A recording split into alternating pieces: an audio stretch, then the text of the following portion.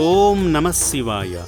సర్వమంగళుడు, భక్తజన ప్రియుడు, అనాథ రక్షకుడు అయిన శ్రీ పుణ్యలింగేశ్వర స్వామి కొలువై ఉన్న ఈ దివ్యక్షేత్రం అభాగ్యులకు ఆశ్రయం కల్పిస్తూ దీనులకు దిక్కుగా నిలుస్తోంది.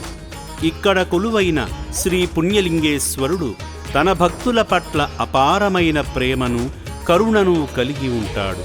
అందుకే ఈ పుణ్యక్షేత్రం ఎల్లప్పుడూ భక్తుల పూజలతో, నిత్యాభిషేకాలతో వైభవంగా కళకళలాడుతుంది.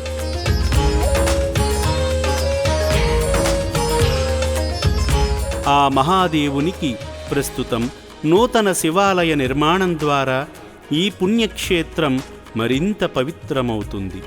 సకల శుభాలనిచ్చే శ్రీ పుణ్యలింగేశ్వర స్వామిని దర్శించేందుకు వచ్చిన వెంకటరాం, పార్వతీ దంపతులు శివయ్య సేవలో తరించారు. ముందుగా ఆలయానికి చేరుకున్న దంపతులకు అర్చకులు స్వామివారి బొట్టు పెట్టారు. అర్చకులు వారి పేర్లపై వారి గోత్రనామాలతో అర్చనలు నిర్వహించారు.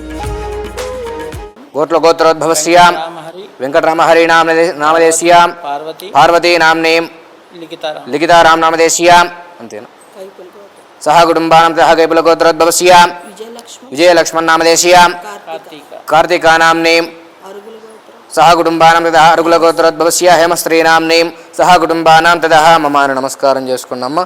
ఈ సందర్భంగా దంపతులిద్దరూ శ్రీ పుణ్యలింగేశ్వర స్వామికి జలాభిషేకం చేసి పరమశివుని అనుగ్రహానికి పాత్రులయ్యారు. భక్తులు స్వామిని అలంకరించే పూలదండను తాకగా అర్చకులు స్వామివారిని అలంకరించి కర్పూర హారతి సమర్పించారు. ఈ సందర్భంగా అర్చకులు భక్తులను అక్షింతలతో దీవించారు. అనంతరం ఆలయంలో కొనసాగుతున్న హోమంలో పాల్గొని మొక్కులు తీర్చుకున్నారు. ఈ క్రమంలో అభాగ్యుల మనుగడ నిమిత్తం నిర్మిస్తున్న నూతన శివాలయానికి ఇటుకలు అందించి శివయ్య అనుగ్రహానికి పాత్రులయ్యారు. ఈ సందర్భంగా అభాగ్యుల వసతి భవనాన్ని సందర్శించి అభాగ్యులకు అందుతున్న సేవల గురించి తెలుసుకున్నారు. ఈ సందర్భంగా అనాథ మహిళల చేతులు పట్టుకుంటూ ఆప్యాయంగా పలకరించి ప్రేమను పంచారు. ఈ పుణ్యప్రదేశానికి విచ్చేసి ఈశ్వరుని సేవలో తరించిన ఈ పుణ్య దంపతులపై శివయ్య ఆశీస్సులు ఎల్లవేళలా ఉండాలని అమ్మా నాన్న అనాథ ఆశ్రమం కోరుకుంటుంది.